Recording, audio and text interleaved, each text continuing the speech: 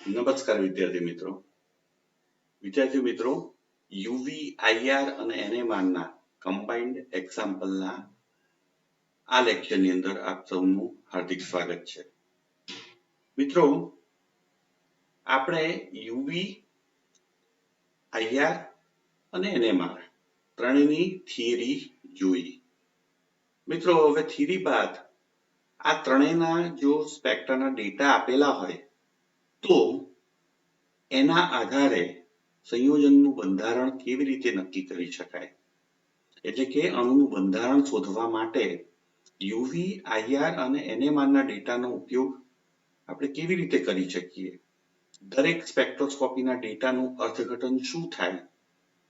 આ માટે ગુજરાતની મોટાભાગની યુનિવર્સિટીઓમાં છેલ્લા વર્ષમાં બીએસસીના આ કમ્બાઇન્ડ એક્ઝામ્પલ મોટે ભાગે સેમ 6માં આવે છે, તો એનો આજે આપણે અભ્યાસ કરવા જઈ રહ્યા છીએ. તો મિત્રો સ્વાભાવિક છે કે દરેક સ્પેક્ટ્રોસ્કોપી કાં તો ક્વોલિટેટિવ અથવા તો ક્વોન્ટિટેટિવ એનાલિસિસમાં ઉપયોગમાં આવતી હોય છે. તો આ સ્પેક્ટ્રોસ્કોપિક ડેટા નો ઉપયોગ અણુના બંધારણ શોધવામાં એટલે કે ક્વોલિટેટિવ એનાલિસિસમાં કેવી રીતે થાય છે એનો આપણે અભ્યાસ કરીએ. મિત્રો આ અભ્યાસ જ્યારે કરવા જઈ રહ્યા છીએ ત્યારે કમ્બાઇન્ડ એક્ઝામ્પલ શરૂ કરતા પહેલા અને યુવી આઈઆર અને એનએમઆર જે ડેટા છે એમાંથી કયા અગત્યના ડેટા છે, કયા ઇમ્પોર્ટન્ટ પોઈન્ટ્સ છે એમાં યાદ રાખવાના, એનો પણ આપણે અભ્યાસ કરીશું. પણ એ પહેલા સ્પેક્ટ્રોસ્કોપી સાથે સંકળાયેલી ના હોય એવી બે બાબતોનો પણ આપણે અભ્યાસ કરીશું. જે પૈકીની પહેલી બાબત જે છે એ છે ડબલ બોન્ડ ઇક્વિવેલન્ટ. મિત્રો તમારી સ્ક્રીન પર જોઈ રહ્યા છો તમે કે ડબલ બોન્ડ ઇક્વિવેલન્ટ. મિત્રો ડબલ બોન્ડ ઇક્વિવેલન્ટ એટલે દ્વિબંધ સમતુલ્ય. તો આ ડબલ બોન્ડ ઇક્વિવેલન્ટ શું છે એની આપણે વાત કરીએ. તો તમને જ્યારે ડેટા આપવામાં આવશે મિત્રો ત્યારે ઉપર કાં તો મોલેક્યુલર ફોર્મ્યુલા આપેલી હશે, એટલે કે અણુસૂત્ર આપેલું હશે, અથવા તો અણુભાર આપેલો હશે. મિત્રો અણુસૂત્ર જ્યારે આપવામાં આવે છે ત્યારે સ્વાભાવિક જ એમાં કેટલા તત્વો છે એ નક્કી થઈ જાય છે અને પરિણામે દાખલો ગણવામાં થોડીક વધુ સરળતા રહેશે. તો જો મોલેક્યુલર ફોર્મ્યુલા તમને આપવામાં આવેલી હોય તો મિત્રો તમે ડબલ બોન્ડ ઇક્વિવેલન્ટ દ્વિબંધ સમતુલ્ય સહેલાઈથી ગણી શકો છો. અને આ દ્વિબંધનું જે મૂલ્ય આવે એના આધારે અણુના બંધારણમાં દ્વિબંધ, ટ્રિપલ બંધ, એરોમેટિક ચક્ર વગેરે જેવી બાબતોની આગાહી કરી શકો છો. મિત્રો જે અણુનું બંધારણ શોધવાનું કામ જે છે ડિટેક્ટિવ જેવું છે. એટલે આ double bond equivalent, nitrogen rules અને સ્પેક્ટ્રોસ્કોપિક ડેટા આ બધાના આધારે એના જે ડેટા મળે છે એના આધારે આપણે ચોક્કસ સમૂહ કે ગ્રુપની આગાહી કરતા જઈશું અને અણુનું બંધારણ આ બધાને જોડવાથી કેવું મળે છે એની પણ વાત કરતા જઈશું. તો સૌપ્રથમ ડબલ બોન્ડ ઇક્વિવેલન્ટ જે છે એના વિશે માહિતી મેળવીએ. તો ધારો કે અણુસૂત્ર CaHbOCND છે. અહીંયા CaHbOCND અણુસૂત્ર, તો ડબલ બોન્ડ ઇક્વિવેલન્ટ બરાબર 2a+2 માઇનસ કૌંસમાં b - d ડિવાઇડેડ બાય 2. તો આનો અર્થ મિત્રો એવો થયો કે ડબલ બોન્ડ ઇક્વિવેલન્ટ જ્યારે તમે ગણો છો ત્યારે આ ABCD ના મૂલ્યો બહુ મહત્વના બની જાય છે. તો આમાં ABCD શું છે? તો અહીંયા અણુસૂત્રમાં જે CA લખેલું છે એ ખરેખર કાર્બનની સંખ્યા નહીં પણ કાર્બન જેવા ટેટ્રાવેલેન્ટ પરમાણુની સંખ્યા છે. એટલે એ શું છે? કાર્બન જેવા ટેટ્રાવેલેન્ટ પરમાણુની સંખ્યા, એટલે કે કાર્બનની પણ ખરી અને સાથે સાથે સિલિકોન પણ અંદર આપણે એડ કરવો પડે. મિત્રો બી જે છે એ મોનોવેલેન્ટ પરમાણુઓની સંખ્યા છે. મોનોવેલેન્ટ પરમાણુ એટલે hydrogen, chlorine, bromine, iodine, fluorine કે બધા એક જગ્યાએથી જોડાય છે. તો બી એ મોનોવેલેન્ટ પરમાણુની સંખ્યા છે જે પણ સૂત્રમાં છે. મિત્રો ત્રીજું જે છે સી એ ડાયવેલેન્ટ પરમાણુઓની સંખ્યા છે. એટલે કે માત્ર ઓક્સિજન નહીં મિત્રો, પણ ઓક્સિજન, સલ્ફર આવા ડાયવેલેન્ટ પરમાણુની કુલ સંખ્યા છે.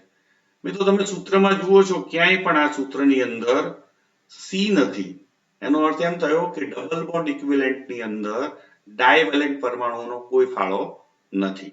એટલે સી ની સંખ્યા બહુ મહત્વ ધરાવતી નથી કારણ કે સૂત્રમાં નથી. એટલે ડાયવેલેન્ટ પરમાણુઓની સંખ્યા ગમે એટલી હોય એની અસર ડબલ બોન્ડ ઇક્વિવેલન્ટના મૂલ્ય પર થતી નથી. મિત્રો ડી જે છે એ ટ્રાયવેલેન્ટ પરમાણુઓની સંખ્યા છે. આપણે જાણીએ છીએ નાઇટ્રોજન, ફોસ્ફરસ આ બધા ટ્રાયવેલેન્ટ પરમાણુઓ છે.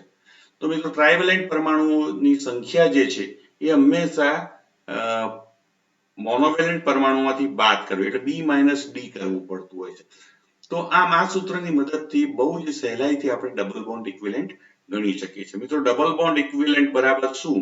તો ડબલ બોન્ડ ઇક્વિવેલન્ટ બરાબર 2a + 2 - b - d divided by 2.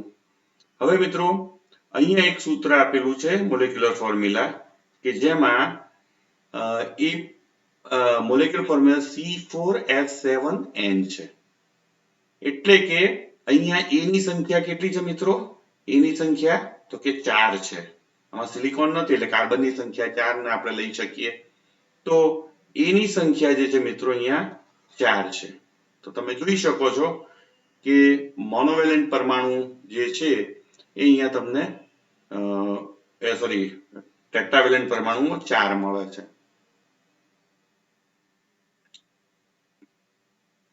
ત્યારબાદ મિત્રો તમે જોઈ શકો છો કે બી બરાબર અહીંયા તો હાઇડ્રોજનની સંખ્યા છે પણ એ સિવાય બીજા કોઈ પરમાણુ નથી એટલે 7 છે. તો બી બરાબર જે છે એ 7 સંખ્યા થાય છે અહીંયા. તો બી ની સંખ્યા 7 છે. સી જે છે એ અહીંયા ઓક્સિજન એક પણ નથી અને નાઇટ્રોજન એક છે એટલે કે ડી ની સંખ્યા 1 છે. મિત્રો આ સૂત્રમાં આપણે મૂકી દઈએ તો 2a + 2 એટલે 4 દુ 8 ને 2 10 અને b - d b એટલે કેટલા છે મિત્રો? 7 છે હાઇડ્રોજનની સંખ્યા ઓછા 1 નાઇટ્રોજનની સંખ્યા એટલે 6 થશે. તો 10 - 6 ભાગ્યા 2 એટલે 4 ભાગ્યા 2 એટલે ડબલ બોન્ડ ઇક્વિવેલન્ટ નું મૂલ્ય મિત્રો 2 આવે છે. તો મિત્રો આમ ડબલ બોન્ડ ઇક્વિવેલન્ટ નું મૂલ્ય 2 થાય છે. હવે કોઈ પણ મોલેક્યુલર ફોર્મ્યુલા આપી હોય એનું ડબલ બોન્ડ ઇક્વિવેલન્ટ નું મૂલ્ય મિત્રો ગણીએ આપણે તો બહુ જ સ્વાભાવિક જ એ મૂલ્યના આધારે આપણને શું માહિતી મળે છે પ્રશ્ન પેદા થાય. તો અહીંયા જે ડબલ બોન્ડ ઇક્વિવેલન્ટ નું મૂલ્ય કેટલું છે એના આધારે કઈ પ્રોબેબિલિટી કઈ શક્યતા અણુના બંધારણમાં હોય એના વિશેનું એક ટેબલ મેં બનાવેલું છે. તો તમે જોઈ શકો ડબલ બોન્ડ ઇક્વિવેલન્ટ નું મૂલ્ય 0 હોય તો જ્યારે ડબલ બોન્ડ ઇક્વિવેલન્ટ નું મૂલ્ય 0 હોય ત્યારે સંયોજન સેચ્યુરેટેડ એસાયક્લિક કમ્પાઉન્ડ હશે. એટલે કે સંયોજનમાં દ્વિબંધ કે ટ્રિપલ બંધ નહીં હોય અને સંયોજન એસાયક્લિક એટલે કે બિનચક્રીય હશે. તો આ મિત્રો દ્વિબંધ પણ નહીં હોય અને સંયોજન સંતૃપ્ત હશે એટલે કે એમાં ટ્રિપલ બંધ કે ડબલ બોન્ડ પણ નહીં હોય. મિત્રો જો ડબલ બોન્ડ ઇક્વિવેલન્ટ નું મૂલ્ય 1 આવે છે તો એવી વખતે શક્યતા એ છે કે એક દ્વિબંધ સંયોજનમાં હાજર હશે અથવા તો સંયોજન ચક્રીય હશે એક રિંગ હાજર હશે એમાં. મિત્રો અહીંયા ખાસ એક વસ્તુ ધ્યાનમાં એટલે કે યાદ રાખવાનું છે કે એક ડબલ બોન્ડ ઇક્વિવેલન્ટ હોય એના બરાબર એક ચક્ર થાય છે એટલે કે એક રિંગ થાય છે. જ્યારે બે ડબલ બોન્ડ ઇક્વિવેલન્ટ હોય તો એક ટ્રિપલ બોન્ડ થાય છે. તો જો આ બે તમે સૂત્રો યાદ રાખો, બે બાબતો યાદ રાખો તમે તો બહુ જ સહેલાઈથી તમે પ્રોબેબિલિટી નક્કી કરી શકો છો. એટલે તમે જોઈ શકો ડબલ બોન્ડ ઇક્વિવેલન્ટ 1 હોય તો એના બરાબર એક રિંગ છે. એટલે જો ડબલ બોન્ડ ઇક્વિવેલન્ટ મૂલ્ય 1 થાય તો એમાં કાં તો દ્વિબંધ હશે અથવા તો એમાં ચક્ર હશે મિત્રો. તો બે શક્યતાઓ થઈ આપણી. હવે મિત્રો તમે જોઈ શકો છો કે અહીંયા ડબલ બોન્ડ ઇક્વિવેલન્ટ નું મૂલ્ય ધારો કે 2 આવે છે. તો મિત્રો ડબલ બોન્ડ ઇક્વિવેલન્ટ નું મૂલ્ય 2 હોય તો એનો અર્થ એમ થયો કે બે દ્વિબંધ સંયોજનમાં હશે અથવા તો એક ડબલ બોન્ડ અને એક રિંગ એવું હશે. અથવા તો 2 રિંગ હશે અને અગાઉ આ ત્રીજું સૂત્ર જે દર્શાવેલું તે પ્રમાણે એક ટ્રિપલ બંધ પણ હોઈ શકીએ. એટલે એમ કહી શકાય કે 2 દ્વિબંધ, એક દ્વિબંધ અને એક રિંગ, અથવા તો 2 રિંગ, અથવા તો એક ટ્રિપલ બોન્ડ. આમ 4 શક્યતાઓ મિત્રો થાય જ્યારે ડબલ બોન્ડ ઇક્વિવેલન્ટની સંખ્યા 2 આવે ત્યારે. જ્યારે મિત્રો ડબલ બોન્ડ ઇક્વિવેલન્ટની સંખ્યા 3 આવે તો એ જ પ્રમાણે હું કરી શકું કે 3 દ્વિબંધ, 3 દ્વિબંધ ના આવે તો 2 દ્વિબંધ અને એક ચક્ર, અથવા તો એક દ્વિબંધ ને 2 ચક્ર, અથવા તો એક ટ્રિપલ બંધ ને એક દ્વિબંધ, એક ટ્રિપલ બંધ ને એક ચક્ર. આવી ઘણી બધી શક્યતાઓ આપણે વિચારી શકીએ. તો આ બે સૂત્રો જે મેં તમને અહીંયા કીધા છે એ બે જો તમે યાદ રાખો તો તમે પ્રોબેબિલિટી ડબલ બોન્ડ ઇક્વિવેલન્ટના આધારે સંયોજનના બંધારણમાં કહીએ છે એ બહુ જ સહેલાઈથી મિત્રો નક્કી કરી શકો છો. તો અહીંયા તમે જે બાબતો કરી એમાં ડબલ બોન્ડ ઇક્વિવેલન્ટનું મૂલ્ય 3 હોય ત્યાં સુધીની આપણે મિત્રો ચર્ચા કરી. હવે જો ડબલ બોન્ડ ઇક્વિવેલન્ટનું મૂલ્ય 4 હોય તો શું? જો ડબલ બોન્ડ ઇક્વિવેલન્ટનું મૂલ્ય 4 હોય તો મિત્રો એમાં 4 દ્વિબંધ, એક ટ્રિપલ બોન્ડ ને 2 દ્વિબંધ, આવી ઘણી બધી શક્યતાઓ અગાઉની જેમ પણ વિચારી શકીએ. પણ મિત્રો સૌથી અગત્યની સંકલ્પના જે છે એ ચોથા નંબરની છે કે બેન્ઝીન રિંગ હોવી જોઈએ. તો મિત્રો આપણે જાણીએ છીએ બેન્ઝીન રિંગમાં શું છે, તો કે બેન્ઝીન રિંગ આપણે આ રીતે દોરીએ છીએ તો એક ચક્ર આવે છે સાયક્લોહેક્સાન અને 3 દ્વિબંધ આવે છે મિત્રો. તો બેન્ઝીન રિંગની અંદર એક ચક્ર અને 3 દ્વિબંધ છે એટલે કુલ ડબલ બોન્ડ ઇક્વિવેલન્ટ જે છે એના એ મિત્રો 4 થાય. તો આમ ડબલ બોન્ડ ઇક્વિવેલન્ટનું મૂલ્ય બેન્ઝીન રિંગ હોય ત્યારે 4 થાય છે. એટલે જ્યારે પણ ડબલ બોન્ડ ઇક્વિવેલન્ટનું મૂલ્ય 4 આવે ત્યારે બેન્ઝીન રિંગની સંભાવના વધે. જો મિત્રો ડબલ બોન્ડ ઇક્વિવેલન્ટનું મૂલ્ય 5 હોય તો સ્વાભાવિક જ છે કે બેન્ઝીન રિંગના 4 મૂલ્ય થાય એટલે બેન્ઝીન રિંગ અને દ્વિબંધ, અથવા તો બેન્ઝીન રિંગ અને રિંગ બીજી ચક્ર, એમ આપણે શક્યતા વિચારી શકીએ. તો આમ મિત્રો કોઈ પણ જે દાખલો હોય કમ્બાઇન્ડ એક્ઝામ્પલનો એમાં જો તમને શું આપેલું હોય, અણુસૂત્ર આપેલું હોય, તમે બહુ જ સહેલાઈથી ડબલ બોન્ડ ઇક્વિવેલન્ટ મિત્રો નક્કી કરી શકશો. અને આ ડબલ બોન્ડ ઇક્વિવેલન્ટના આધારે સંયોજન જે આપણે શોધવાનું છે એનું બંધારણ, એમાં તમે દ્વિબંધ, ટ્રિપલ બંધ, ચક્ર, બેન્ઝીન રિંગ આ બધી જે કલ્પના જે છે એ પહેલેથી જ કરી શકો છો અને જેને આધારે તમે બહુ જ સહેલાઈથી પાછળ તમને જે બંધારણ શોધવામાં અનુકૂળતા રહે છે. જો મિત્રો ઘણી બધી વખતે મોલેક્યુલર ફોર્મ્યુલા નથી આપવામાં આવતી પણ તમને શું આપેલું છે, મોલેક્યુલર વેઇટ. જો તમને મોલેક્યુલર વેઇટ આપેલો હોય ત્યારે આ નાઇટ્રોજન રૂલ્સનો ઉપયોગ કરવામાં આવે છે, એ ખૂબ જ ઉપયોગી બને છે. તો નાઇટ્રોજનની હાજરી સંયોજનમાં હશે કે નહીં એ માત્ર અણુસૂત્ર પરથી તમે નક્કી કરી શકો છો. તો નાઇટ્રોજન રૂલ્સ આપણને શું કહે છે?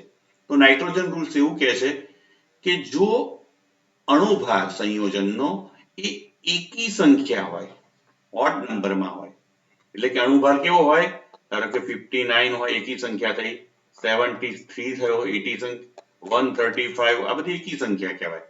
તો જો અણુભાર એકી સંખ્યા હોય તો એવું સંયોજન હંમેશા નાઇટ્રોજન ધરાવે છે, એટલે નાઇટ્રોજન મસ્ટ બી પ્રેઝન્ટ. અને એની સંખ્યા પણ નાઇટ્રોજનની સંખ્યા પણ કેટલી હશે મિત્રો? કાં તો એમાં 1 હશે, 3 હશે અથવા તો 5 હશે, એટલે કે એકી સંખ્યા હશે. તો આનો અર્થ એવો થયો કે જો અણુભાર એકી સંખ્યા હોય કોઈ સંયોજનનો, તમને અણુભાર આપેલો હોય અને અણુભાર એકી સંખ્યા હોય તો એવે વખતે નાઇટ્રોજન સંયોજનમાં હોય જ અને એ એકી સંખ્યામાં હોય, એટલે કે 1, 3 ને 5, 7, 9 એવી રીતે. અચ્છા, જો અણુભાર બેકી સંખ્યા હોય સંયોજનનો, એટલે કે મોલેક્યુલર વેઇટ જે છે એ ઇવન નંબર હોય તો એ વખતે કાં તો નાઇટ્રોજન નહીં હોય, એટલે કે નાઇટ્રોજનની સંખ્યા 0 હશે. અને જો નાઇટ્રોજન હશે તો એ બેકી સંખ્યામાં જ હશે, એટલે કે 2, 4, 6, 8, 10 એ રીતે. તો આનો અર્થ એમ થયો કે નાઇટ્રોજન રૂલ બિલકુલ સિમ્પલ છે. નાઇટ્રોજન રૂલ આપણને કહે છે કે જો સંયોજનનો અણુભાર આપેલો હોય દાખલામાં અને જો એ અણુભાર એકી સંખ્યા હોય તો સંયોજનમાં નાઇટ્રોજન હોય જ અને એકી સંખ્યામાં હોય. પણ જો મોલેક્યુલર વેઇટ જે છે બેકી સંખ્યા હોય તો એમાં કાં તો નાઇટ્રોજન નહીં હોય અને જો હશે તો એ બેકી સંખ્યામાં હશે. તો આમ આપણે મિત્રો બહુ સહેલાઈથી નાઇટ્રોજન રૂલ્સના આધારે તમે શું નક્કી કરી શકો છો કે સંયોજન નાઇટ્રોજન ધરાવે છે કે નહીં. તો આમ નાઇટ્રોજન રૂલ્સ પણ ઘણા બધા દાખલા ગણવામાં ઉપયોગી નીવડે છે. મિત્રો ડબલ બોન્ડ ઇક્વિવેલન્ટ અને નાઇટ્રોજન રૂલ્સ આ બેનો જે આપણે સમજવા પ્રયત્ન કર્યો એ સ્પેક્ટ્રોસ્કોપી સિવાયની બાબત છે. એને સ્પેક્ટ્રોસ્કોપી સાથે કોઈ લેવા દેવા નથી. પણ હવે જે આપણે બાબતો શીખવા જઈ રહ્યા છીએ એ યુવી, આઈઆર અને એનએમઆર ત્રણેય સ્પેક્ટ્રોસ્કોપીમાં કેટલાક અગત્યના મુદ્દાઓ છે કે જે તમારે યાદ રાખવા જોઈએ. એ પોઈન્ટ જે છે તમારે ખાસ લક્ષમાં લેવા જોઈએ. તો સૌથી પહેલું યુવી સ્પેક્ટ્રોસ્કોપીની વાત કરીએ તો એમાં ઇમ્પોર્ટન્ટ પોઈન્ટ છે એની આપણે ચર્ચા કરીએ. મિત્રો અલ્ટ્રાવાયોલેટ સ્પેક્ટ્રોસ્કોપીની અંદર જે આ સ્પેક્ટ્રોસ્કોપી જે છે એમાં ઇલેક્ટ્રોનીય ટ્રાન્ઝિશન થાય છે અને એ ટ્રાન્ઝિશન ખાસ કરીને 4 સંક્રાંતિઓ sigma to sigma star, n2 sigma star, pi2 pi star અને n2 pi સ્ટાર ને આભારી હોય છે. અને એમાં પણ સિગ્મા ટુ સિગ્મા સ્ટાર ને n2 સિગ્મા સ્ટાર એ શૂન્ય વિભાગમાં મળે છે, જ્યારે pi2 pi સ્ટાર અને n2 pi સ્ટાર સંક્રાંતિ એ જનરલી વિભાગમાં એટલે કે 200 નેનોમીટર થી ઉપર મળે છે. અને પરિણામે જો કોઈ સંયોજનમાં બે બંધ કોન્જ્યુગેટેડ અવસ્થામાં હોય તો એનો પીક 200 થી ઉપર મળશે. પણ જો સંયોજનમાં આવા ડબલ બોન્ડ કે ટ્રિપલ બોન્ડ ના હોય એકાંતરે કોન્જ્યુગેટેડ સ્થિતિમાં તો એવું સંયોજન કોઈ પણ સંજોગોમાં 200 નેનોમીટર થી ઉપર શોષણ દર્શાવશે અને પીક આપશે નહીં. અને પરિણામે યુવી સ્પેક્ટ્રોસ્કોપીનો મૂળભૂત ઉપયોગ છે મિત્રો એ ક્વોલિટેટિવ એનાલિસિસમાં બહુ થતો નથી.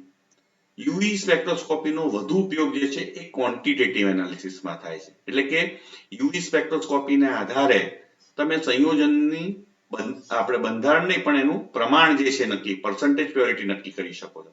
એટલે ખાસ કરીને જે ડ્રગ્સ છે કલરલેસ ડ્રગ્સ આ બધી કલરલેસ ડ્રગ્સના જે લેમ્બડા મેક્સિમમ પર જો તમે કલરીમેટ્રી અથવા તો સ્પેક્ટ્રોફોટોમેટ્રિક એનું એનાલિસિસ કરો તો તમને બહુ સહેલાઈથી ડ્રગ્સનું પ્રમાણ શોધી શકો છો. તો આમ યુવી સ્પેક્ટ્રોસ્કોપીનો મૂળભૂત ઉપયોગ જે છે એ ક્વોન્ટિટેટિવ એનાલિસિસ માટે છે. એટલે આપણે અહીંયા જે અણુનું બંધારણ શોધીએ છીએ ક્વોલિટેટિવ એનાલિસિસ છે એટલે એમાં એ બહુ લિમિટેડ માહિતી આપે છે. તો યુવી પાસેથી આટલી માહિતી મળે છે. તો આ ત્રણ બાબતો આપણે યાદ રાખવાની છે યુવીમાં. જો પીક 200 નેનોમીટર થી નીચે હોય તો એનો અર્થ એવો થાય કે સંયોજન જે છે એમાં કોન્જ્યુગેશન નહીં હોય ડબલ બોન્ડ કે ટ્રિપલ બોન્ડનું. તો આપણે જે સંયોજન જે છે એમાં જો દ્વિબંધ કે ટ્રિપલ બંધનું કોન્જ્યુગેશન એકાંતરે ના હોય તો એવું સંયોજન 200 નેનોમીટર 215 નેનોમીટર થી નીચે પીક આપશે.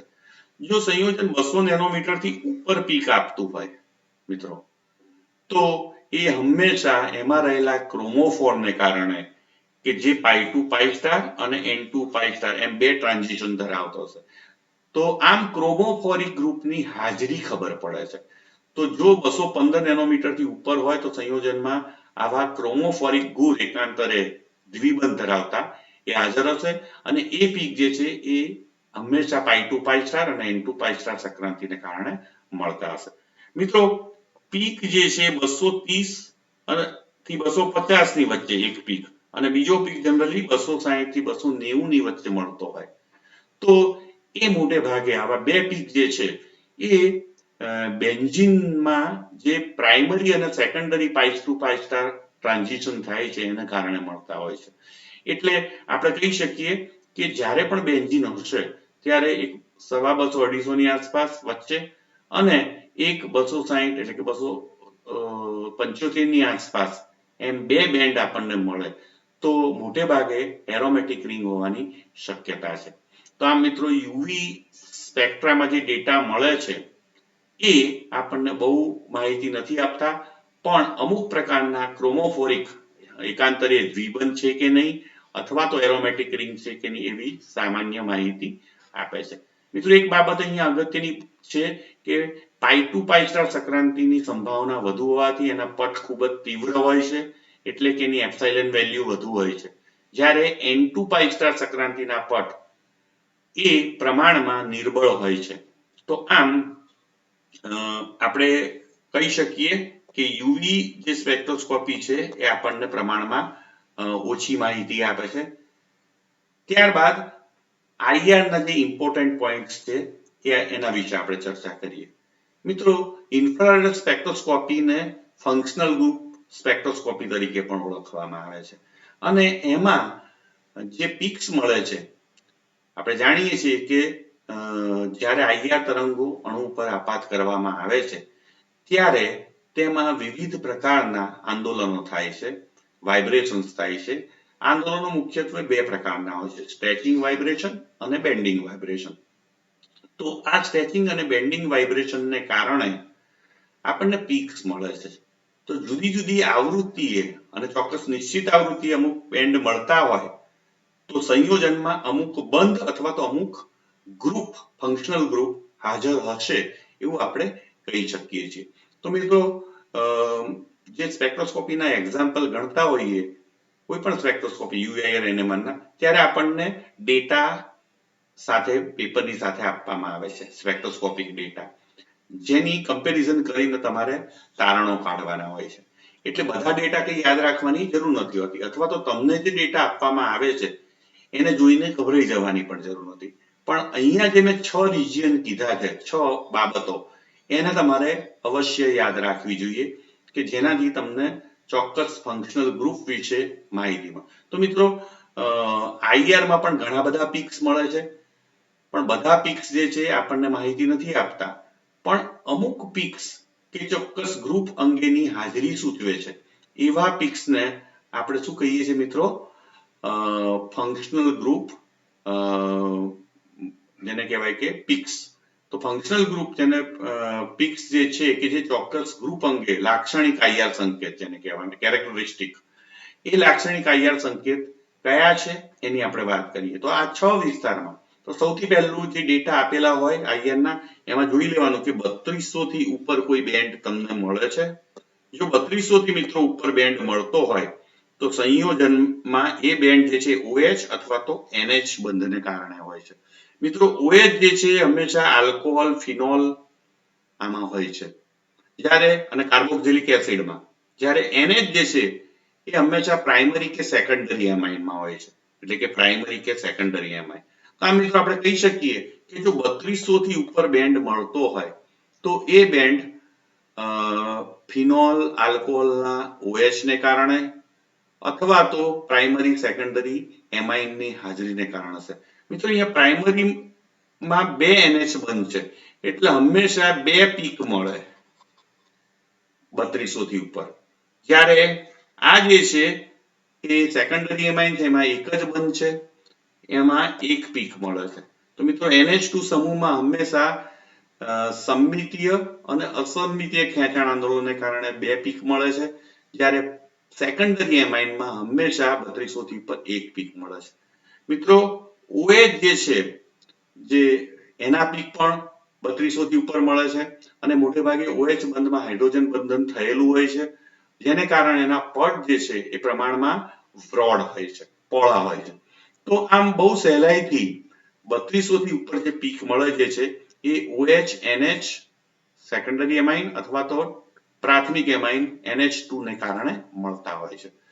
મિત્રો, આ પછી બીજી રેન્જ જે છે 2100 થી 2300 ની વચ્ચે. આ બહુ સ્પેસિફિક અને લાક્ષણિક આઈઆર સંકેતની રેન્જ છે. આના આધારે આપણે તરત જ ઓળખી શકીએ સંયોજનની અંદર આલ્કાઇન એટલે કે C ટ્રિપલ બોન્ડ C અથવા તો C ટ્રિપલ બોન્ડ N એટલે કે નાઇટ્રાઇલ સમૂહ છે. તો આમ જો ટ્રિપલ બંધયુક્ત C ટ્રિપલ બોન્ડ C અથવા તો C triple bond N alkyne અથવા તો નાઇટ્રાઇલ સમૂહ હાજર હોય સંયોજનમાં, તો 2100 થી 2300 ની વચ્ચે બહુ જ સ્પેસિફિક આ રેન્જમાં બીજા કોઈ પીક મળતા નથી, એટલે આપણે બહુ સહેલાઈથી આ ટ્રિપલ બંધયુક્ત બંને સમૂહને ઓળખી શકીએ છીએ. મિત્રો, ત્રીજું બહુ જ અગત્યનું કહી શકાય એવી રેન્જ જે છે એ 1640 થી 1800 ની વચ્ચે સ્ટ્રોંગ બેન્ડ મળે. મિત્રો હંમેશા 1640 થી 1800 ની વચ્ચે સ્ટ્રોંગ બેન્ડ મળે તો એ કાર્બોનિલ સમૂહને કારણે મિત્રો હોય છે. તો કાર્બોનિલ સમૂહ સી ડબલ બોન્ડ ઓ એ જ્યારે પણ સંયોજનમાં હોય ત્યારે 1640 થી 1800 ની વચ્ચે સ્ટ્રોંગ બેન્ડ મળે ને મળે. તો કાર્બોનિક સમૂહની આ લાક્ષણિક વિસ્તાર છે અને એમાં પણ 3 ભાગ પડે છે. એમાં 1640 થી 1680 એટલે કે નીચી આવૃત્તિએ હંમેશા એમાઇડને કારણે બેન્ડ મળતો હોય છે. તો કાર્બોનિલ સમૂહ જો એમાઇડ સ્વરૂપે હોય તો આપણને 1650 થી 1680 ની વચ્ચે, કારણ કે એમાં સંસ્પંદન થાય છે CO નું NH2 સાથે અને પરિણામે એમાઇડ સંયોજનનો કાર્બોનિલનો જે પદ જે છે એ નીચી આવૃત્તિએ એટલે કે 1640 થી 1680 ની વચ્ચે મળે છે. મિત્રો કાર્બોનિલ સમૂહ સાથે એટલે ટૂંકમાં એમાઇડ હોય ત્યારે અહીંયા વાત કરીએ કે એમ 3200 થી ઉપર પણ બેન્ડ મળે જ.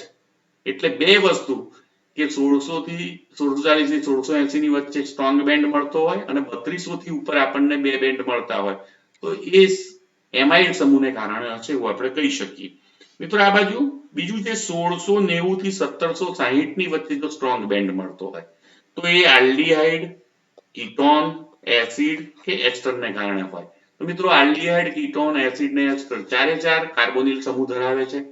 એના પદ જે છે એ પણ 1690 થી 1760 ની વચ્ચે મળે છે. અને જો સંયોજન એસિડ ક્લોરાઇડ ધરાવતું હશે તો 1800 ની આસપાસ એનો સ્ટ્રોંગ બેન્ડ મળે છે. આમ મિત્રો 1640 થી 1800 ની વચ્ચે જો સ્ટ્રોંગ બેન્ડ મળતો હોય તો આપણે બહુ જ સહેલાઈથી કહી શકીએ કે સંયોજનમાં કાર્બોનિલ સમૂહ હશે. મિત્રો આ જ વિસ્તારમાં હવે જ્યારે કાર્બોનિલ સમૂહ ધરાવતો બે કાર્બોનિલ સમૂહ ધરાવતો એનહાઇડ્રાઇડ સમૂહ હોય તો એનહાઇડ્રાઇડ સમૂહ જ્યારે પણ હોય તેમાં બે કાર્બોનિલ સમૂહ છે તો આ બંને કાર્બોનિલ સમૂહના એક સામટા દૂર જતા હોય મિત્રો તો એને સમમિતીય સ્ટેટિંગ વાઇબ્રેશન કહેવામાં આવે છે. અને જો એક સામટા નજીક આવતા હોય તો એને સમમિતીય. પણ મિત્રો જો એક દૂર જતો અને બીજો નજીક આવતો તો એને અસમમિતીય સ્ટેટિંગ વાઇબ્રેશન કહેવાય. તો એનહાઇડ્રાઇડ સમૂહમાં પણ બે કાર્બોનિલ સમૂહના સ્ટ્રેચિંગ અને એટલે સોરી સમમિતીય અને અસમમિતીય સિમેટ્રિકલ અને એસિમેટ્રિકલ સ્ટ્રેચિંગ બેન્ડને કારણે 1700 ની રેન્જમાં 1740 થી 1790 ની વચ્ચે જ્યારે 1800 થી 1850 ની વચ્ચે એમ બે સ્ટ્રોંગ બેન્ડ મળે છે. તો જ્યારે બે સ્ટ્રોંગ બેન્ડ મળતા હોય કાર્બોનિલ સમૂહના 1700 થી લઈને 1850 ની વચ્ચે તો એ અવશ્ય સંયોજનમાં એનહાઇડ્રાઇડ સમૂહની હાજરી સૂચવે છે. મિત્રો જો સંયોજનમાં NO2 સમૂહ હોય તો હંમેશા 1300 ની રેન્જમાં અને 1500 ની રેન્જમાં એમ બે સ્ટ્રોંગ બેન્ડ મળે છે. તો જ્યારે બે સ્ટ્રોંગ બેન્ડ મળતા હોય 1300 થી 1370 અને 1500 થી 1560 ની વચ્ચે તો એને કારણે આપણે જે બે બેન્ડ મળે છે 1570 ની વચ્ચે તો એ બંને બેન્ડ NO2 સમૂહની હાજરી સૂચવે છે. મિત્રો એરોમેટિક રિંગને પણ બહુ જ સહેલાઈથી આપણે ઓળખી શકીએ છીએ. તો એરોમેટિક રિંગ જે છે IR પરથી હંમેશા ઓળખી શકાય છે.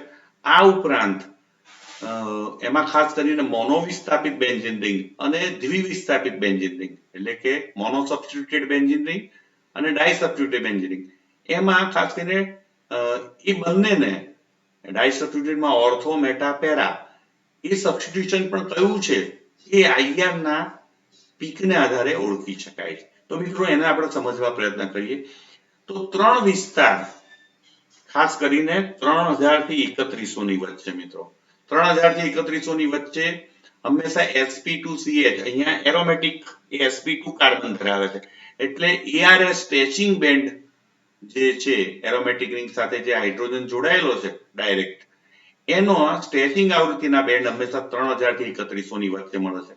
ત્યારબાદ 1450 થી 1650 ની વચ્ચે મિત્રો aromatic C double bond C ના સ્ટ્રેચિંગ બેન્ડ મળે છે. તો aromatic C double bond C ના સ્ટ્રેચિંગ બેન્ડ એ 1450 થી 1650 ની વચ્ચે પટ આપે છે. મિત્રો સૌથી અગત્યના બેન્ડ જે છે 600 થી 900 ની વચ્ચે આપણને કેટલી સંખ્યામાં અને કયા વિસ્તારમાં બેન્ડ મળે છે એના આધારે આ બેન્ડ જે છે એ શાના કારણે મળે છે આઉટ ઓફ પ્લેન એટલે કે સમતલની બહાર થતા નમન આંદોલનને કારણે. એટલે ARH. મિત્રો ધારો કે આ બેન્ઝીન જે છે બિલકુલ સમતલીય છે, તો આ સમતલીય બેન્ઝીન રિંગ જે છે એની સાથે જે પ્રોટોન જોડાયેલો છે, આ પ્રોટોન એ સમતલની ઉપર અને નીચે એમ બેન્ડિંગ વાઇબ્રેશન કરે છે. તો આ બેન્ડિંગ વાઇબ્રેશનને કારણે આપણને સમતલની બહાર થતા નમન આંદોલનો આઉટ ઓન પ્લેન જે છે એ મળે છે.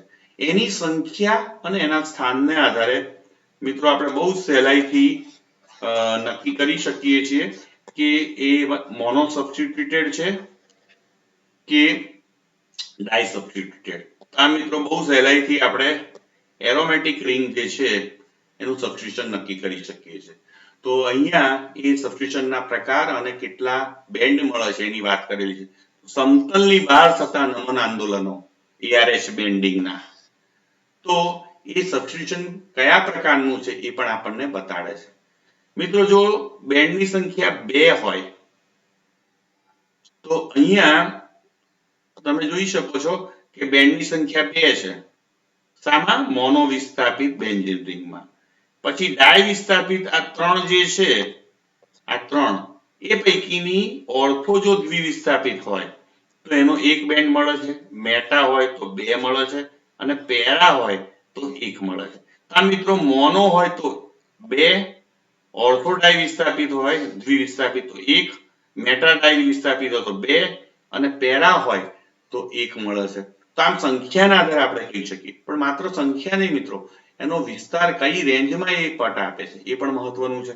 તો જો 700 ની નજીક એટલે કે 690 થી 710 ની વચ્ચે અને બીજો બેન્ડ કયો 730 થી 770 વચ્ચે એટલે કે 750, તો ઓવરઓલ એમ કે 700 ની નજીક એક અને 750 ની નજીક એમ બે પટ મળતા હોય તો હંમેશા મોનો વિસ્થાપિત બેન્ઝીન રિંગ સંયોજનમાં હશે.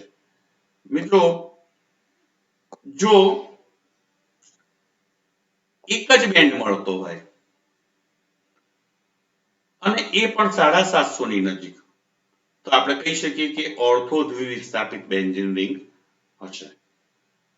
મિત્રો જો બે બેન્ડ મળતા હોય પણ એક બેન્ડ જે છે 700 ની નજીક અને બીજો બેન્ડ જે છે 800 ની નજીક, એમ બે બેન્ડ મળતા હોય તો મેટા ડાઈ વિસ્થાપિત બેન્ઝીન રિંગ ડાઈ સબસ્ટિટ્યુટેડ બેન્ઝીન રિંગ સંયોજનમાં હશે. જો એક જ મળતો હોય ને એ 810-15 ની આસપાસ મળતો હોય એવરેજ, એટલે કે 800 થી 840 ની વચ્ચે મળતો હોય તો એ વખતે પેરા દ્વિવિસ્થાપિત બેન્ઝીન રિંગ હોઈ શકે. તો મિત્રો આમ એરોમેટિક રિંગ જે છે એ 3000 થી 3100 ની વચ્ચે ARH સ્ટેચિંગ ને કારણે, 1450 થી 1650 ની વચ્ચે C ડબલ બોન્ડ થી એરોમેટિક ખેંચાણને કારણે, જ્યારે 600 થી 900 ની વચ્ચે જો બેન્ડ મળતો તો એ સમતલની બહાર થતા નમન આંદોલનોને કારણે મળે છે. મિત્રો આ ત્રણેય વિસ્તારમાં બેન્ડ મળે તો એરોમેટિક રિંગ હશે જ. હવે આ એરોમેટિક રિંગ જે હાજર જે છે એ મોનો વિસ્થાપિત છે કે દ્વિવિસ્થાપિતમાં ઓર્થો મેટા પેરા છે, એ આપણે હમણાં શીખ્યા એ પ્રમાણે તમે નક્કી કરી શકો છો. તો મિત્રો આમ આપણે બહુ સહેલાઈથી જેને કહેવાય કે બેન્ઝીન રિંગની હાજરી ઉપરાંત એની કયા રેન્જમાં હાજરી છે જે પટની અને કેટલા પટ મળે છે એના આધારે આપણે બહુ જ સહેલાઈથી નક્કી કરી શકીએ છીએ. મિત્રો યુવી અને IR માં અગત્યના જે રિજિયન આપણે યાદ રાખવાના કીધા આ ડેટામાં, એ પછી હવે આપણે NMR માં કેટલાક ઇમ્પોર્ટન્ટ પોઈન્ટ્સ છે એને આપણે યાદ કરવા પ્રયત્ન કરીએ. મિત્રો NMR માં બે વસ્તુ, એક તો વિભેદન, કયા પ્રકારના વિભેદન છે, એ સિંગલેટ છે, ડબલેટ છે, ટ્રિપલેટ છે, ક્વાર્ટેટ છે, મલ્ટીપ્લેટ છે, એના આધારે ચોક્કસ સમૂહની આપણે હાજરી નક્કી કરી શકીએ છીએ. જો મિત્રો સંયોજનની અંદર 3H સિંગલેટ હોય તો હંમેશા આપણે કહી શકીએ કે CH3 સમૂહ હાજર હશે. મિત્રો સિંગલેટ છે એટલે બાજુમાં અહીંયા કોઈ પણ પ્રકારનો હાઇડ્રોજન નહીં હોય. મિત્રો 6H સિંગલેટ આપતા એટલે કે 6 પ્રોટોન જ્યારે પણ સિંગલેટ આપતા હોય, આપણે જાણીએ છીએ કે કાર્બન પર વધુમાં વધુ 4 પ્રોટોન રહે અને ગ્રુપ તરીકે તો માત્ર 3 જ પ્રોટોન રહી શકે, પણ અહીંયા 6s સિંગલેટ છે એટલે એનો અર્થ એમ થયો કે બે ઇક્વિવેલન્ટ CH3 સમૂહ સંયોજનમાં હોવા જોઈએ. ઇક્વિવેલન્ટ એટલે બે સમતુલ્ય એક જ સ્થાને સિગ્નલ આપતા હોય સરખું એન્વાયરમેન્ટ ધરાવતા હોય ઇલેક્ટ્રોનનું એવા બે CH3 સમૂહ હાજર હશે. જો મિત્રો સંયોજનમાં 9s સિંગલેટ હોય તમને આપેલું હોય તો આનો અર્થ એવો થયો કે 3 ઇક્વિવેલન્ટ CH3 સમૂહ આ ત્રણ સમતુલ્ય CH3 સમૂહ હાજર હશે અને મોટે ભાગે ત્રણ સમતુલ્ય સમૂહ એ ટર્શરી બ્યુટાઇલ સમૂહમાં હોય છે એટલે કે કાર્બન સાથે ત્રણ CH3 સમૂહ જોડાયેલા હોય એવો તૃતીયક બ્યુટાઇલ સમૂહ જે છે એ સંયોજનમાં હોવો જોઈએ. તો અહીંયા તૃતીયક બ્યુટાઇલ સમૂહને આ રીતે પણ લખી શકાય અને આ રીતે પણ લખી શકાય. તો આમ મિત્રો જો 9s સિંગલેટ હોય તો ત્રણ સમતુલ્ય CH3 સમૂહની હાજરી. જો સંયોજનમાં 3s ટ્રિપલેટ અને 2s ક્વાર્ટેટ મિત્રો આ બહુ અગત્યની પેર છે કે જ્યારે સંયોજનમાં 3s ટ્રિપલેટ અને 2s ક્વાર્ટેટ હોય તો સંયોજનમાં ઇથાઇલ સમૂહ હશે.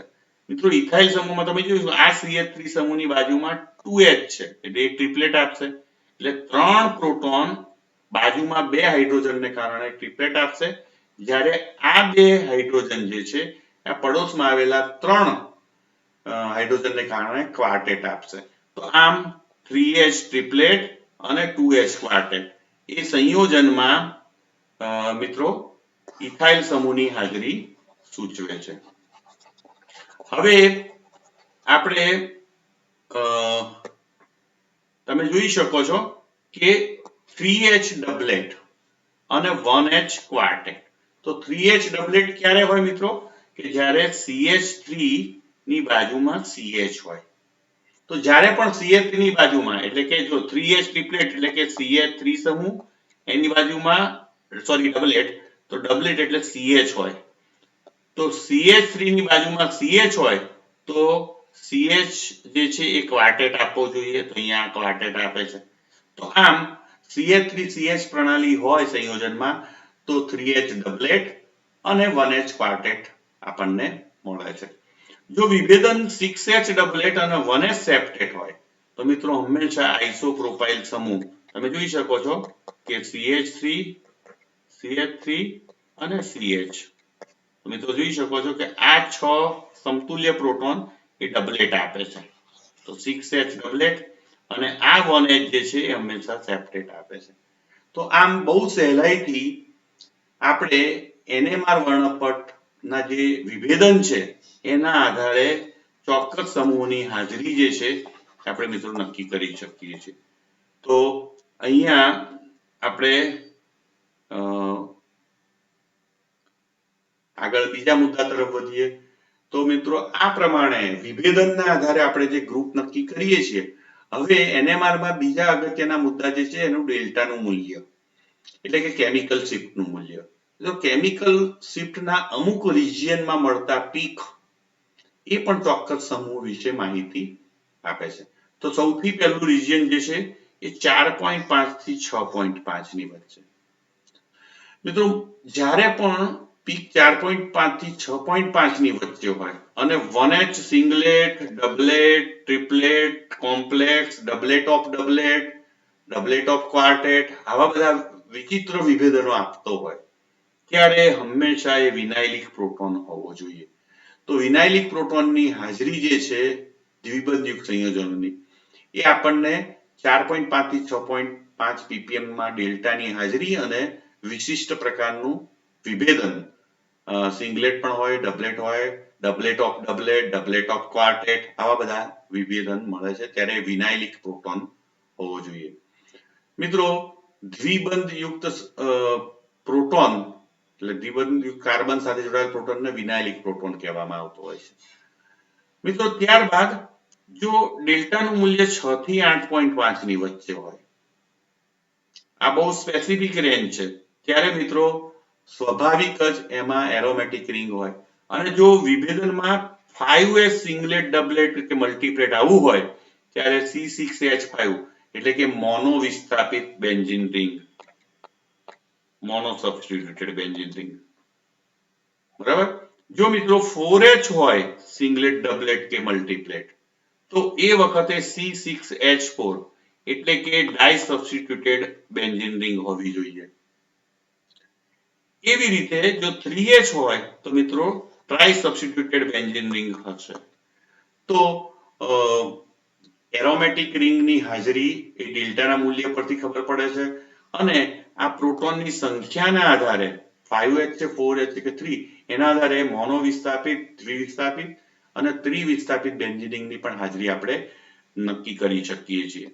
મિત્રો અહીંયા બીજી એક બાબત ખાસ ધ્યાને રાખવાની છે કે અગાઉ મેં જે વાત કરેલી છે ડબલ બોન્ડ ઇક્વિવેલન્ટનું મૂલ્ય, આ ઉપરાંત NMR ડેટા, ખાસ કરીને યુવી માં પણ જે એરોમેટિક રિંગની હાજરી એ 230 થી 250 ની વચ્ચે અને 275 ની આસપાસ એમ બે બેન્ડ મળતા હોય તો એરોમેટિક ની હાજરી આપણને ડબલ બોન્ડ ઇક્વિવેલન્ટમાં 4 કે તેથી વધુ હોય એ રીતે પણ મળે છે.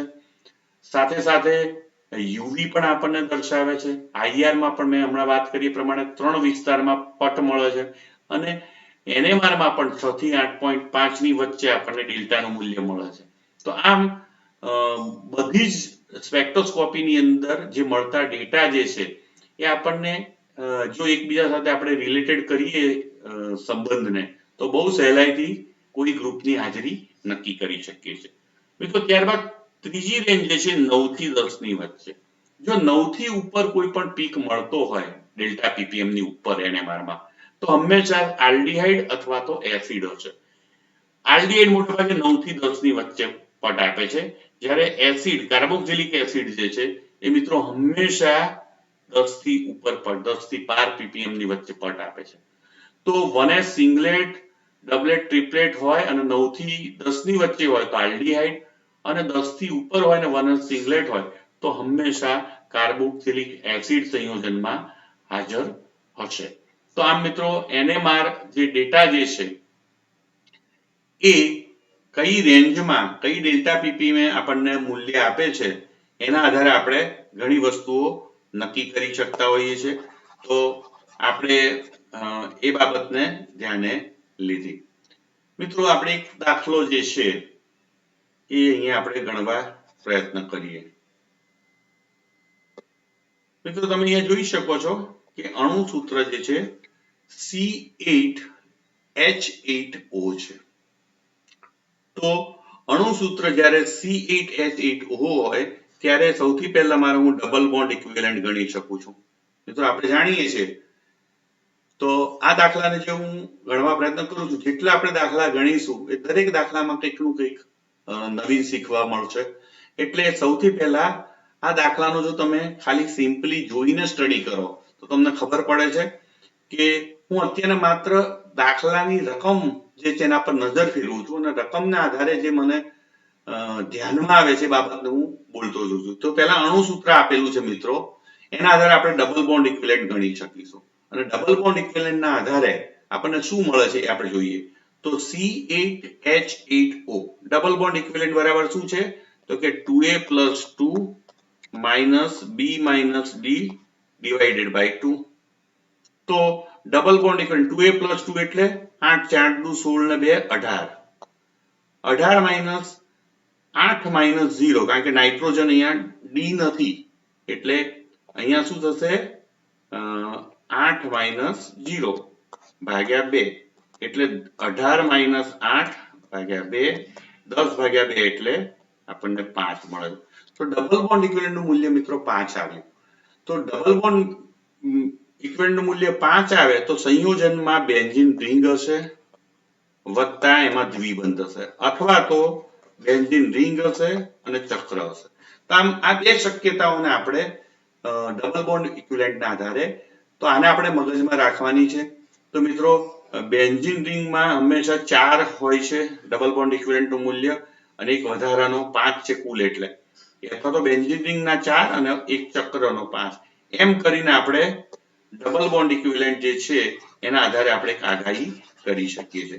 મિત્રો ડબલ બોન્ડ ઇક્વિવેલન્ટનું મૂલ્ય આપણે શોધ્યું પછી હવે આપણે પ્રયત્ન કરીએ છીએ હવે આપણે રકમને જોઈએ. તો ડબલ બોન્ડ ઇક્વિવેલન્ટ આપણને સૂચવે છે કે સંયોજનમાં એરોમેટિક રિંગ હશે વત્તા એક દ્વિબંધ હશે અથવા તો એરોમેટિક રિંગ વત્તા ચક્ર હશે. મિત્રો તમે અહીંયા જુઓ છો 234 એક પટ મળે છે અને બીજો પટ જે છે 281 મળે છે. અહીંયા એપ્સિલોન વેલ્યુ 404.11 છે અને અહીંયા 3 છે. તમે જોઈ શકો છો કે આ બંને પટ મળે છે 234 ને 281. મેં હમણાં જ વાત કરી કે યુવી માં બે બેન્ડ મળતા હોય તો એ પ્રાઇમરી ને secondary pi two pi star સંક્રાંતિને કારણે હશે. એટલે એરોમેટિક રિંગ જે આપણે ડબલ બોન્ડ ઇક્વિવેલન્ટમાં ધારણા કરી હતી એને અનુમોદન મળે છે યુવી માં. ત્યારબાદ તમે જોઈ શકો છો યુવી માં 3 વિસ્તારમાં, એક 3000 થી 3100 ની વચ્ચે, એક 1450 થી 1650 ની વચ્ચે, તમે જોઈ શકો છો આટલા પટ, અને બે બેન્ડ જે છે એ 600 થી 900 ની વચ્ચે. એમ ત્રણેય વિસ્તારમાં પટ મળે છે. તો 3000 થી 3100, 1450 થી 1650 અને 600 થી 900, આ ત્રણ વિસ્તારમાં બેન્ડ મળે છે. અને મિત્રો તેથી એરોમેટિક રિંગ આવશે. હવે એરોમેટિક રિંગ જ્યારે પણ હોય ત્યારે આપણે તરત જ NMR માં પણ જોઈ લેવાનું. તો NMR માં જુઓ છો 6 થી 8.5 ની વચ્ચે આ બંનેના છે. આ બંને, આમાં 3 છે અને આમાં 2 છે, તો કુલ 5 હાઇડ્રોજન છે. અને 5H હોય ત્યારે હંમેશા એરોમેટિક રિંગ મોનો વિસ્થાપિત હોય મિત્રો. તો મોનો વિસ્થાપિત બેન્ઝીન રિંગ એટલે કે C6H5. તો મોનો વિસ્થાપિત બેન્ઝીન રિંગ સંયોજનમાં હાજર છે. અને તમે જોઈ શકો છો કે 658 અને 688 એમ બે બેન્ડ મળે છે 600 થી 900 ની વચ્ચે. તો 600 થી 900 ની વચ્ચે આપણને બે બેન્ડ મળે છે, એક 700 ની નજીક અને એક 750 ની નજીક, જે પણ આપણને મોનો વિસ્થાપિત બેન્ઝીન રિંગની હાજરી સૂચવે છે. NMR ડેટા પણ એરોમેટિક રિંગની હાજરી સૂચવે છે અને યુવી ડેટા પણ એરોમેટિક રિંગની હાજરી સૂચવે છે અને ડબલ બોન્ડ ઇક્વિવેલન્ટ પણ એરોમેટિક રિંગની હાજરી સૂચવે છે. તો આમ તમામ બાબતો સૂચવે છે આપણને UV, IR, NMR, double bond equivalent કે સંયોજનમાં એરોમેટિક રિંગ છે. અને એમાં ખાસ કરીને IR અને NMR ના આધારે તો હું એમ કહી શકું છું કે મોનો વિસ્થાપિત બેન્ઝીન રિંગ જ છે. હવે મિત્રો આપણે વધુ ડિટેલમાં જઈએ કે બેન્ઝીન રિંગની હાજરી તો નક્કી થઈ ગઈ. તો એ સિવાય આપણે IR ડેટા જે છે એનું આપણે એનાલિસિસ કરીએ. તો IR ડેટાનું સિસ્ટેમેટિક, તો પહેલું 3200 થી ઉપર બેન્ડ છે. આપણે 6 વિસ્તારો જે કીધેલા, તો 3200 થી ઉપર બેન્ડ નથી, એટલે OH અને NH નથી સંયોજનમાં. બીજો પટ જે છે એ 2100 થી 2300 ની વચ્ચે બેન્ડ છે, તો નથી, એટલે કે C ટ્રિપલ બોન્ડ C કે C ટ્રિપલ બોન્ડ N પણ નથી સંયોજનમાં. ત્રીજો જે છે કે 1640 થી 1800 ની વચ્ચે સ્ટ્રોંગ બેન્ડ મળે છે. તો તમે જોઈ શકો છો કે 1685 આપણને મળ્યો સ્ટ્રોંગ બેન્ડ. તો આ જે છે એ સંયોજનમાં કાર્બોનિલ સમૂહની હાજરી સૂચવે છે. મિત્રો કાર્બોનિલ સમૂહ છે કે નહીં, તો તમે જુઓ છો બેન્ઝીન રિંગમાં 4 ડબલ બોન્ડ ઇક્વિવેલન્ટ આવી જાય છે, એટલે પાંચમો હજુ બાકી રહ્યો કે જે દ્વિબંધ સ્વરૂપે આપણે મૂકી શકીએ છીએ. એટલે આ કાર્બોનિલ સમૂહ મૂકવામાં મને વાંધો નથી, કારણ કે ડબલ બોન્ડ ઇક્વિવેલન્ટ આને અનુમોદન આપે છે. તો આમ કાર્બોનિલ સમૂહ IR દ્વારા આપણે નક્કી થાય છે. હમણાં જ વાત કરી એમ 3000 થી 3100, 1450 થી 1650 અને 600 થી 900 ની વચ્ચે એમ ત્રણેય વિસ્તારમાં બેન્ડ મળે છે. એટલે મોનો વિસ્થાપિત બેન્ઝીન રિંગ સંયોજનમાં હાજર, જેને શું કહેવાય છે, C6H5 સમૂહ. તો આ અને આ બંને આપણને કાર્બોનિલ સમૂહ અને ફિનાઇલ સમૂહ, આ બંને મને IR પરથી ખબર પડી. હવે મિત્રો NMR પણ આને અનુમોદન આપે છે. તો 3H ને 2H 5H પણ આપણને એરોમેટિક રિંગની હાજરી સૂચવે છે. આ જે બાકી રહ્યું NMR માં 3H સિંગલેટ, તો 3H સિંગલેટ હંમેશા મિત્રો CH3 થાય. તો આમ આપણી પાસે મિત્રો ત્રણ પ્રકારના ડેટા છે. એક જે છે આ ફિનાઇલ રિંગ, 3 ગ્રુપ, બીજો કાર્બોનિલ સમૂહ અને ત્રીજો મિથાઇલ સમૂહ. તો ત્રણેયનો સરવાળો કરો તમે સૂત્રભારનો, તો ફિનાઇલ સમૂહ એટલે C6H5, કાર્બોનિલ સમૂહ એટલે CO અને પેલું CH3. આ ત્રણનો સરવાળો કરો તો 6 ને 2 8, C8 5 ને 3 8 એટલે C8H8 અને O. તો મિત્રો તમે જુઓ છો કે આ C8H8O એટલે તમારું શું આવી ગયું? અણુસૂત્ર. તો આમ આ ત્રણ સમૂહોમાં આપણું બધું જ બેલેન્સ જે છે એ થઈ જાય છે. તો આ ત્રણેય સમૂહને કેવી રીતે જોડીને આપણે બનાવી શકીએ સમૂહ એ આપણે જોઈએ. તો આનો અર્થ એમ થયો કે UE, IR, NMR આ તમામ ડેટા એ આપણને સંયોજનમાં ત્રણ સમૂહની હાજરી સૂચવે છે મિત્રો. એક જે છે એ C6H5, બીજો સમૂહ જે છે એ CH3 અને ત્રીજો સમૂહ જે છે એ કાર્બોનિલ. તો આ ત્રણ સમૂહોને આપણે હવે જોડવાના છે મિત્રો. મિત્રો પહેલાના જે ઇતિહાસમાં આપણે આવતું હતું હડપ્પા અને મોહેંજો-દડોના અવશેષો, આ અવશેષોમાં નગરની અંદર ગટર વ્યવસ્થા હતી સુનિયોજિત. આ બધું શાના આધારે નક્કી થયું? તો કે એમાં મળતા જે પાઇપના સિરામિકના ટુકડા હતા એના આધારે નક્કી કરવામાં આવ્યું કે ભાઈ એમાં ગટર વ્યવસ્થા હતી. ડાયનાસોરની પરિકલ્પના કરી છે તો ઘણા બધા ડાયનાસોરના હાડકાં મળ્યા. એ હાડકાને એકબીજા સાથે જોઈન્ટ કરી અને એક ડાયનાસોરની વિશાળ ડાયનાસોરની આપણે કલ્પના કરી. તો એવી રીતે આ જે છે આપણા બધા અવશેષો છે, આ ગ્રુપ છે બધા, અને એને જોડીને આપણે આપણો અણુ બનાવવાનો છે, એનું બંધારણ બનાવવાનું છે. તો કેવી રીતે બનાવી શકાય? તો મિત્રો કાર્બોનિલ સમૂહ છે કે જેમાં બે વેલેન્સી બાકી છે એટલે કે બે જગ્યાએથી જોડાય છે. મિથાઇલ સમૂહ એક જ જગ્યાએથી જોડાય છે અને ફિનાઇલ સમૂહ પણ એક જ જગ્યાએ જોડાય. તો મિત્રો જે બે જગ્યાએથી જોડાતો હોય હંમેશા વચ્ચે આવે અને જે એક એક જગ્યાએથી જોડાતો હોય હંમેશા છેડા પર હોય. તો એ રીતે આપણે જોવા જઈએ તો C6H5 એટલે છેવાડાનો સમૂહ, એને આપણે મૂકી દીધો, અને બીજો છેવાડાનો સમૂહ CH3 છે તો એને આ બાજુ મૂકી દીધો. તો આ બંનેને મૂકી દીધા અને વચ્ચે કાર્બોનિલ સમૂહ આવે. તમે જોઈ શકો છો આપણું બંધારણ થયું C6H5COCH3 એટલે આનું નામ થયું બેન્ઝોફિનોન, સોરી એસિટોફિનોન. તો મિત્રો એસિટોફિનોન એ આપણો જવાબ થયો. હવે તમે જોઈ શકો છો કે આને ડેટાને તમારા જવાબને સરખાઈ દો તો પહેલું છે 3S સિંગલેટ. તો તમે જોઈ શકો છો કે 3S સિંગલેટ મળે છે મને. ત્યારબાદ આ 5H જે છે 3H ને તો એમાંના આ બે જે છે એ C પ્રકારના છે અને આ ત્રણ B પ્રકારના છે. એમ કહીને 5H આ બંને આપણને મળે છે કોમ્પ્લેક્સ કે જેનું 6 થી 8.5 ની વચ્ચે પીક મળે છે. તો આપણે બહુ સહેલાઈથી તમામ ડેટાનું ઇન્ટરપ્રિટેશન પણ કર્યું. તમે અહીંયા જોઈ શકો છો કે 3000 થી 3100 જે છે એ હું દરેક ડેટાનું ઇન્ટરપ્રિટેશન કરું છું મિત્રો. તો ઇન્ટરપ્રિટેશન કરતા પહેલા આપણે થોડીક જગ્યા કરી લઈએ. આ જે છે એ ઇન્ટરપ્રિટેશન તમે જોઈ શકો છો કે સૌથી પ્રથમ 3000 થી આ જે ડેટા મળે છે એ ARH સ્ટ્રેચિંગ ને કારણે, આ જે મિત્રો ડેટા મળે છે એ આપણે વાત કરી હતી હમણાં કે કાર્બોનિલ સમૂહના સ્ટ્રેચિંગ બેન્ડને કારણે મળે છે. આ 1650 થી 1450 ની વચ્ચે મળે છે એ aromatic C double bond C stretching ને કારણે મળે છે. આ 750 અને 688 વાળા જે બે બેન્ડ જે છે એ મિત્રો આપણને મળે છે ARH બેન્ડિંગ ને કારણે, એટલે મોનો વિસ્થાપિત બેન્ઝિનના આઉટ ઓફ પ્લેન નમન આંદોલનના કારણે મળે છે.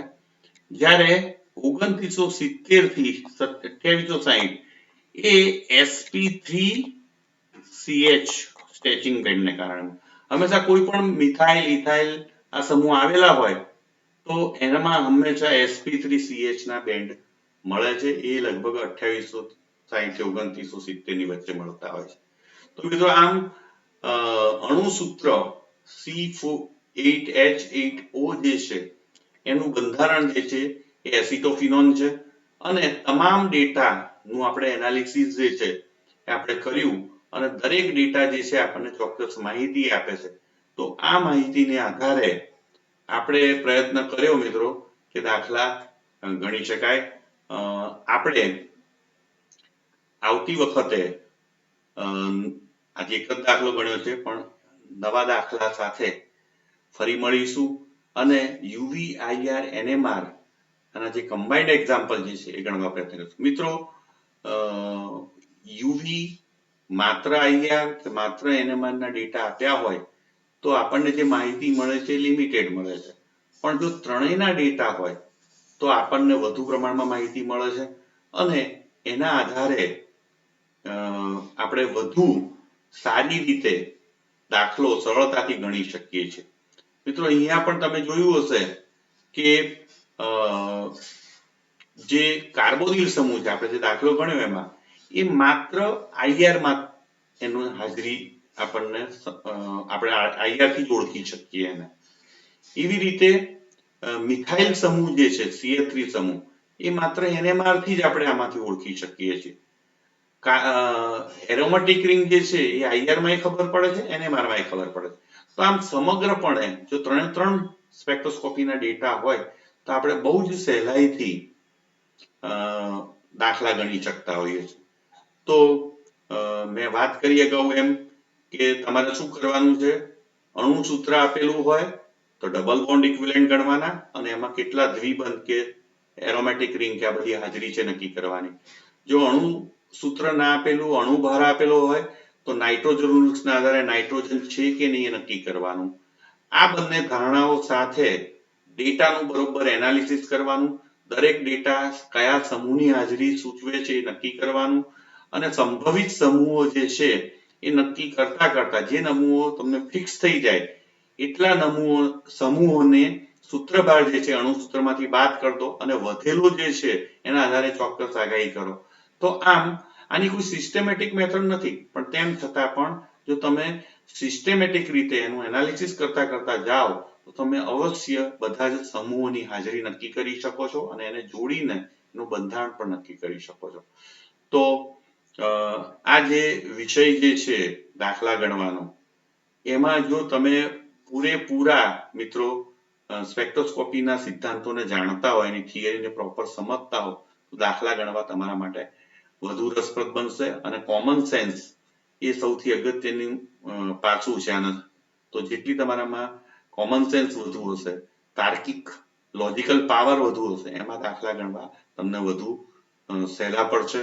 તો ફરીથી આપણે પાર્ટ 2માં એનએમઆરના વધુ દાખલા કમ્બાઇન્ડ એક્ઝામ્પલના યુઆઈઆર એનએમઆરના સાથે આપણે ફરીથી મળીશું. ત્યાં સુધી રજા આપશો. નમસ્કાર.